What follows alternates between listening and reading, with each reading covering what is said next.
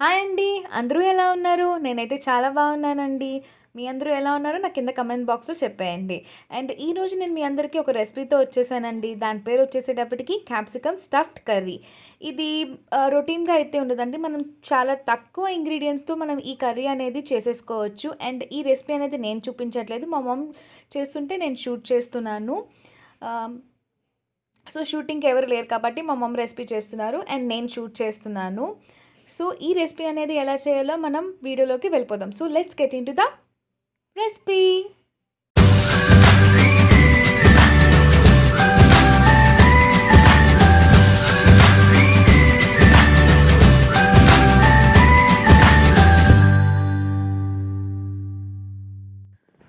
So capsicum స్టఫింగ్కి కావాల్సిన పదార్థాలు ఏంటో చూసేద్దాం. ముందుగా మనకి క్యాప్సికమ్ తీసుకోవాలండి. క్యాప్సికమ్ అన్ని సైజ్ ఒకే రకంగా ఉంటే బెటర్.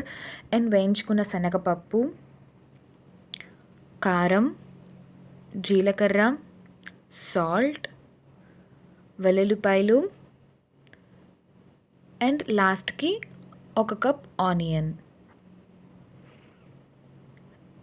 అండ్ ఆయిల్ కూడా కావాలి అండి. ఇవి కావాల్సిన పదార్థాలు. ఫస్ట్ మనం పౌడర్ మిక్సీ చేసుకోవాలి, స్టఫ్ కదా. సో మనం ముందు ఒక కప్ ఆఫ్ వేయించుకున్న శనగపప్పు వేసుకుందాం, కారం, జీలకర్ర,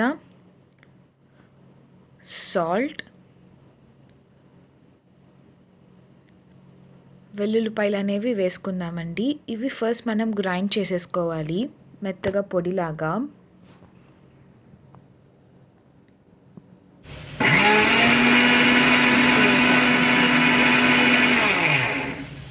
సో వేసుకున్న తర్వాత పౌడర్ అనేది ఇలా ఉంటుంది మనకి. దీన్ని మనం ఇప్పుడు క్యాప్సికమ్ లోపల స్టఫ్ చేసుకోవాలి. సో ముందుకు ఒక బౌల్ తీసుకొని ఇందాక గ్రైండ్ చేసుకున్న పౌడర్ని ఒక బౌల్లోకి వేసేసుకుందాము.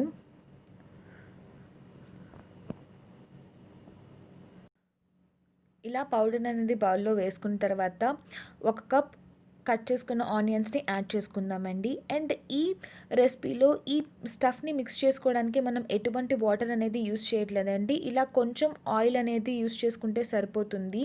అండ్ ఎక్కువ ఆయిల్ కూడా పట్టదు, జస్ట్ కొంచెం. బికాజ్ మనం ఎక్కువ దాన్ని మిక్స్ చేస్తూ ఉంటే ఆనియన్స్లో ఉన్న వాటర్ కూడా వస్తుందండి. సో కొంచెం ఆయిల్ యాడ్ చేసుకుంటే సరిపోతుంది.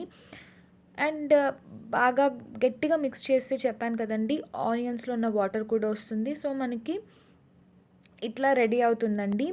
అండ్ ఇలా మనం మిక్స్ చేస్తుంటే ఎప్పుడైతే మనకి చేతికి ముద్దలాగా వస్తుందో అంతవరకు మనం మిక్స్ చేసుకోవాలి. అలా రాకపోతే కనుక కొంచెం ఆయిల్ ఆర్ జస్ట్ వాటర్ అనేది లైట్గా ఒక 1 స్పూన్ అలా యాడ్ చేసుకోండి, సరిపోతుంది. ఎక్కువ వాటర్ అనేది యాడ్ చేయకూడదు దీంట్లో. సో నెక్స్ట్ ఒక క్యాప్సికమ్ తీసుకొని మనం ఘాటు అనేది పెట్టుకోవాలండి. ఇక్కడ మా మమ్మీ నైఫ్తో పెడుతున్నారు ఘాటు అనేది. ఇలా స్లిట్ చేసుకున్న తర్వాత మనం ఇలా అయినా మనం ఫిల్ చేసుకోవచ్చు. అండ్ ఇంకోటి కూడా నేను చూపిస్తాను ఇప్పుడు. ఇలా స్లిట్ చేసుకున్న తర్వాత మనం ఇందాక కలుపుకున్న స్టఫ్ అయితే ఉంది కదా, దాన్ని దీంట్లో స్టఫ్ చేసుకోవాలి, ఆ పౌడర్ అనేది. మనం క్యాప్సికమ్ మొత్తాన్ని గ్యాప్ లేకుండా అయితే ఫిల్ చేయొద్దండి. బికాజ్ మనకి లోపల అనేది కుక్ అవ్వాలి కదా. సో మనం ఏది కూడా క్యాప్సికమ్ మొత్తం స్టఫ్ అయిపోయేలాగా మనం కుక్ చేయకూడదు, కొంచెం వెల్తీగానే పెట్టుకోవాలి. ఇలా చేసుకున్నామని మనం ఒక ప్లేట్లో పెట్టేసుకుందాం. అండ్ ఇప్పుడు ఇంకొకలాగా ఎలాగ స్టఫ్ చేసుకోవాలంటే చూద్దాము. ఈ పైన క్యాప్సికమ్కి వచ్చే తొడిమి తీసేస్తే సరిపోతుందండి. మనకు ఒక బాస్కెట్లా ఉంటుంది.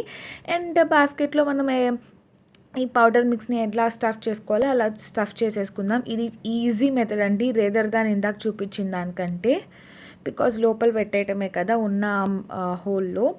అండ్ చెప్పాను కదండి, ఏది ఫుల్గా అయితే మనం ఫిల్ చేయకూడదు, కొంచెం వెల్తీగానే చేయండి.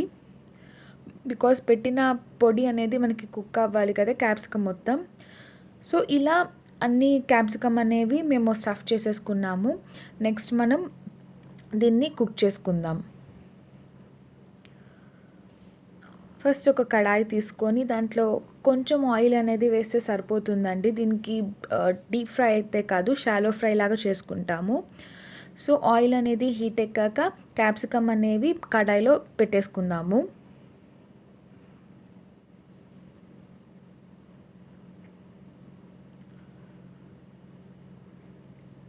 ఇలా పెట్టేసుకున్న తర్వాత మనం వీటిని రొటేట్ చేసుకుందామండి. అంటే లైక్ ఇది మొత్తం క్యాప్సికమ్ హోల్ మనకి కుక్ అవ్వాలి కాబట్టి ఆయిల్ అనేది కావాలి కదా!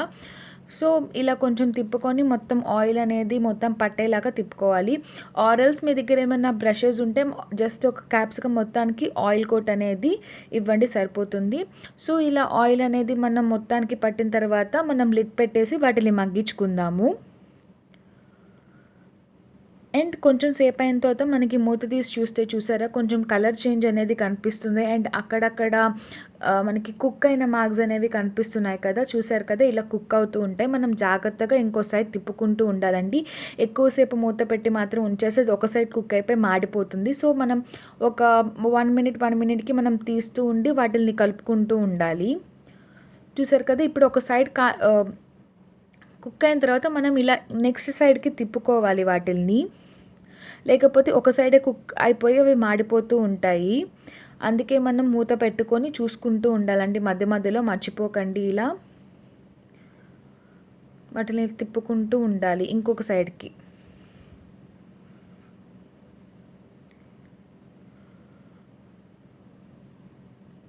ఇది రెగ్యులర్ క్యాప్సికమ్‌లా అయితే ఉండదండి. చాలా వెరైటీగా ఉంటుంది. ఈ స్టఫ్డ్ క్యాప్సికమ్ కర్రీ అనేది అందరూ తప్పక ట్రై చేయండి. ఎప్పుడు ఒకేలాగా మనం తింటే బోర్ కొడుతుంది కదా!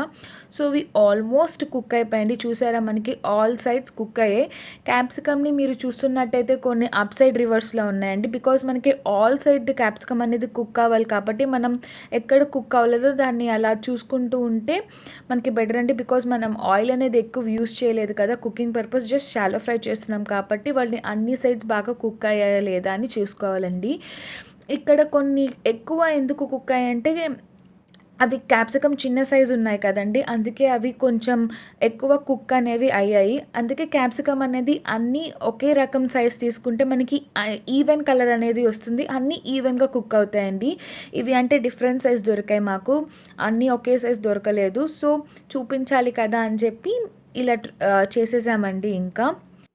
మనం ఇందాక ఏదైతే మిక్స్చర్ కలుపుకున్నామో అదైతే మనకి వేస్ట్ అవ్వదండి. మనం ఇలా కర్రీలో యాడ్ చేసేసుకుంటే మనకి అది ఒక కర్రీ లాగా వస్తుంది. బికాజ్ మనం అన్నంలో మిక్స్ చేసుకొని తింటాం కదా! ఇలా వేసేసుకున్న తర్వాత మనం ఒక 2-3 మినిట్స్ లిడ్ పెట్టుకొని కుక్ చేసుకుంటే సరిపోతుందండి. మనకి కర్రీ అనేది టోటలీ రెడీ అయిపోతుంది ఇంకా. ఎక్కువ క్యాప్సికమ్‌ని పొడి వేసిన తర్వాత తిప్పొద్దండి. బికాజ్ క్యాప్సికమ్ అనేవి ఆల్మోస్ట్ కుక్ అయిపోయాయి. మనం ఎక్కువ తిప్పితే అవి విరిగిపోతాయి. సో, లిడ్ పెట్టేసి ఒక 2-3 మినిట్స్ మనం కుక్ చేసుకుందాం. సో, లిడ్ పెట్టుకొని ఒక 3 మినిట్స్ తర్వాత చూద్దాము. చూడండి ఇంకా కర్రీ అనేది మనకి రెడీ అయిపోయింది. చూసారు కదా! కుక్ అయింది కాబట్టి ఇలా మనం వేసిన పొడి అనేది మనకి ముద్దగా వచ్చింది. సో, ఇవి ఇండికేషన్స్ అండి మనకి కర్రీ అనేది కుక్ అయిపోయింది అని చెప్పి. ఇంకా మనకి కర్రీ అయితే రెడీ అయిపోయిందండి. మనం డిష్ అవుట్ అనేది చేసేసుకుందాం.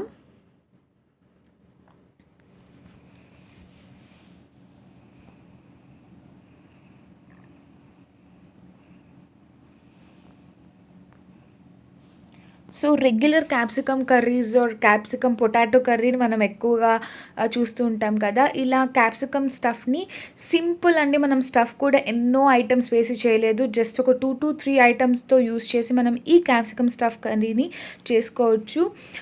సో, ఈ రెసిపీని అండ్ ఈ వీడియో కనుక మీకు నచ్చినట్టయితే please like, share and subscribe to my channel. చాలామంది వీడియో చూస్తున్నారు కానీ సబ్స్క్రైబ్ చేయటం మర్చిపోతున్నారండి. సో, ముందుగా మీరు సబ్స్క్రైబ్ అనేది తప్పకుండా చేయండి.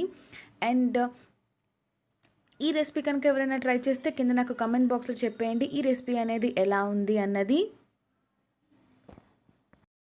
మీకు ఇంకా ఎటువంటి రెసిపీస్ అయినా కావాలన్నా కింద నాకు కమెంట్ బాక్స్లో చెప్పేయండి. నేను ఆ రెసిపీస్ అనేవి ట్రై చేసి మీకు షేర్ చేస్తాను. సో, ఇంకా మీ ఇంటి పిల్ల signing off. Tata, bye bye. ఈ వీడియో కనుక మీకు నచ్చినట్టయితే please like, share and follow insta and FB and subscribe to my YouTube channel. పక్కనే ఉన్న బెల్ ఐకాన్ని మాత్రం అస్సలు క్లిక్ చేయడం మర్చిపోవద్దు. బికాస్ నా ఫర్దర్ నోటిఫికేషన్స్ అన్ని మీకు వచ్చేస్తాయి.